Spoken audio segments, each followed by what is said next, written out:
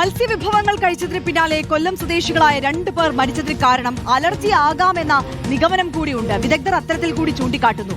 മീനുകളിൽ അപൂർവമായി ഉണ്ടാകുന്ന ചില ടോക്സിൻസ് ദേഹാസ്വാസ്ഥ്യത്തിന് കാരണമാകാം. ചെമ്മീൻ, ഞണ്ട് തുടങ്ങിയ ഭക്ഷണം അലർജി ഉള്ളവർ ഒഴിവാക്കണം. IgE ഹൈപ്പർ സെൻസിറ്റീവ് അലർജികൾ ഉള്ളവർക്ക് ചില ഭക്ഷണം കഴിച്ചാൽ പെട്ടെന്ന് പ്രശ്നങ്ങൾ ഉണ്ടാകാമെന്നും ഡോക്ടർ രാജീവ് ജയദേവ് റിപ്പോർട്ടറിനോട് പറഞ്ഞു. 2 സാധ്യതകളാണ് കാണുന്നത്.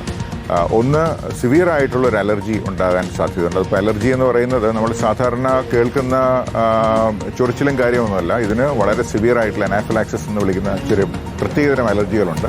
അത് അലർജി ടെൻഡൻസി ഉള്ളവർക്ക് ഇത് കൂടുതൽ ഉണ്ടായെന്നിരിക്കാം. ചില മീൻ, പ്രത്യേകിച്ചും മീൻ മുട്ടയിലും മറ്റും ചിലപ്പോൾ പരിസ്ഥിതിയിൽ നിന്നും ഉണ്ടാകുന്ന ചില ടോക്സിൻസ് ഉണ്ടാകാൻ സാധ്യത. ഇത് വളരെ റെയറാണ്. അലർജി ടെൻഡൻസി ഉള്ളവർ, ഇപ്പോൾ ചെമ്മീൻ അല്ലെങ്കിൽ അതുപോലെയുള്ള ഞണ്ട് ഇതുപോലെയുള്ള ഭക്ഷണം കഴിക്കുമ്പോൾ അലർജി ഉണ്ടാകുന്ന ടെൻഡൻസി ഉള്ളവർ തീർച്ചയായിട്ടും അത്തരം ഭക്ഷണങ്ങൾ കഴിക്കരുത് എന്നുള്ളത് എല്ലാവർക്കും തന്നെ അറിയാവുന്നതാണ്. ഈ അലർജിയുടെ പേര് IgE ഹൈപ്പർ സെൻസിറ്റിവിറ്റി എന്നുള്ളതാണ്. ഈ സിവിയർ അലർജി കഠിനമായിട്ടുള്ള ടെൻഡൻസി ഉള്ളവർക്ക് ഒരു അലർജി ഉണ്ടാകാൻ സാധ്യതയുണ്ട്. അല്ലാത്തവർക്ക് ഈ മുമ്പ് ഹിസ്റ്ററി ഉള്ളവർ ഇത് ഒഴിവാക്കുക എന്നുള്ളതാണ് ഇപ്പോൾ നമുക്ക് പറയാനുള്ളത്. അലർജിക്കുള്ള സാധ്യത ഇപ്പോഴും അവിടെ തന്നെ നിൽക്കുകയാണ്. അത്തരത്തിലുള്ള അന്വേഷണം കൂടി ഈ വിഷയത്തിൽ നടക്കുന്നുണ്ട്. വിഴിഞ്ഞത്തെ ഹോട്ടലിൽ നിന്ന് മത്സ്യവിഭവങ്ങൾ കഴിച്ച എല്ലാ പ്രശ്നങ്ങളും ഉണ്ടെന്ന് അന്വേഷിക്കേണ്ടത്. പരിശോധനയ്ക്കായി സാമ്പിളുകൾ ശേഖരിച്ചിട്ടുണ്ട്. ഹോട്ടൽ താൽക്കാലികമായി അടച്ചുപൂട്ടി.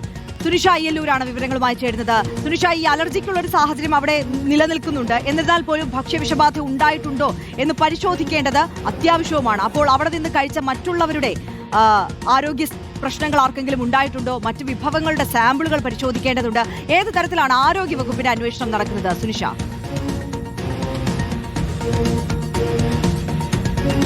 ആര്യ, ഈ പറഞ്ഞതുപോലെ തന്നെയാണ്. അതായത് ഈ ഹോട്ടലിൽ നിന്നും ഈ 3 പേർ മാത്രമല്ല, അന്ന് 400-ലധികം ആളുകൾ ഭക്ഷണം കഴിച്ചിട്ടുണ്ട്. ഭക്ഷ്യവിഷബാധയാണ് എങ്കിൽ മറ്റാളുകൾക്ക് കൂടി എത്തേണ്ടതുണ്ട് എന്നുള്ളതാണ്. നിലവിൽ അന്വേഷിച്ചപ്പോൾ മറ്റാളുകൾക്കൊന്നും തന്നെ ബുദ്ധിമുട്ടുകൾ ഉണ്ടായിട്ടില്ല എന്നുള്ളതാണ് പ്രാഥമികമായി ലഭിക്കുന്ന വിവരം. എന്നിരുന്നാൽ പോലും ഭക്ഷ്യവിഷബാധയുണ്ടോ എന്ന് സ്ഥിരീകരണം ലഭിക്കേണ്ടതുണ്ട്. അതുമായി ബന്ധപ്പെട്ടുകൊണ്ടുള്ള പരിശോധന ആരോഗ്യ വകുപ്പിന്റെ ഭാഗത്തു നിന്നും നടക്കുകയും ചെയ്യുന്നുണ്ട്. നേരത്തെ ഭക്ഷ്യസുരക്ഷാ വകുപ്പ് ഈ ഹോട്ടലിലെത്തി സാമ്പിളുകൾ ശേഖരിച്ചിട്ടുണ്ട്. ഈ സാമ്പിളുകൾ ഇനി പരിശോധനയ്ക്കായി അയക്കും. അതിനുശേഷം ഇതിലേതെങ്കിലും തരത്തിലുള്ള വിഷാംശമോ മറ്റേതെങ്കിലും ഭക്ഷ്യവിഷബാധ ഏൽക്കേണ്ട സാഹചര്യമോ ഉണ്ടോ എന്നത് തന്നെയായിരിക്കും പരിശോധിക്കുക എന്നുള്ളത് തന്നെയാണ്. നമ്മൾ ഇന്ന് ഹോട്ടൽ ഉടമയടക്കമായി സംസാരിച്ചിരുന്നു. അദ്ദേഹം പറയുന്നത് ഇങ്ങനെയാണ്: 400-ലധികം ആളുകൾ ഉണ്ടായിരുന്നു. അവിടെ മീൻ വിഭവങ്ങൾ, മീൻമുട്ട, കൊഞ്ച്, കണവ തുടങ്ങിയ ഇനങ്ങളാണ് അവിടെ നൽകാറുള്ളത്. അതായത് ഈ പാചകം ചെയ്തു വെച്ച കറികളോ അല്ലെങ്കിൽ ഇത്തരത്തിലുള്ള മീനുകളോ അല്ല നൽകുന്നത്. ആളുകൾക്ക് എത്തിയാൽ ഏത് വേണമെന്ന് ചൂസ് ചെയ്യാം. അതാണ് അവർക്ക് വേണ്ട രീതിയിൽ ഉണ്ടാക്കി നൽകുന്നത് എന്നുള്ളതാണ്. അപ്പോൾ എന്താണ് ഇവിടെ സംഭവിച്ചത് എന്ന് വ്യക്തമായി അറിയേണ്ടതുണ്ട്.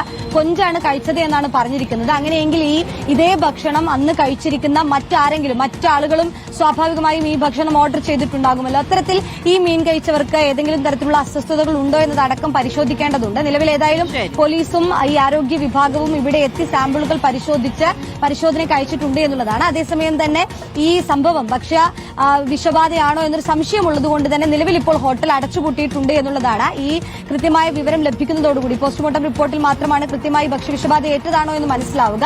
അതിന്റെ പശ്ചാത്തലത്തിൽ, പൂർണ്ണമായ റിപ്പോർട്ട് ലഭിക്കുന്ന പശ്ചാത്തലത്തിൽ മാത്രമായിരിക്കും ഇനി ഒരു പക്ഷേ ഇതിന് തുറന്ന് പ്രവർത്തിക്കാനുള്ള ഒരു അനുമതി കൊടുക്കുക. അതുവരെ നിലവിൽ തുറക്കരുത് എന്നൊരു നിർദ്ദേശം പോലീസും നഗരസഭയും കൊടുത്തിട്ടുണ്ട് എന്നുള്ളത് തന്നെയാണ്. ഏതായാലും പരിശോധനാ ഫലം അടുത്ത ദിവസങ്ങളിൽ തന്നെ ലഭിക്കുമെന്നൊരു പ്രതീക്ഷയിലാണ് ആര്യ.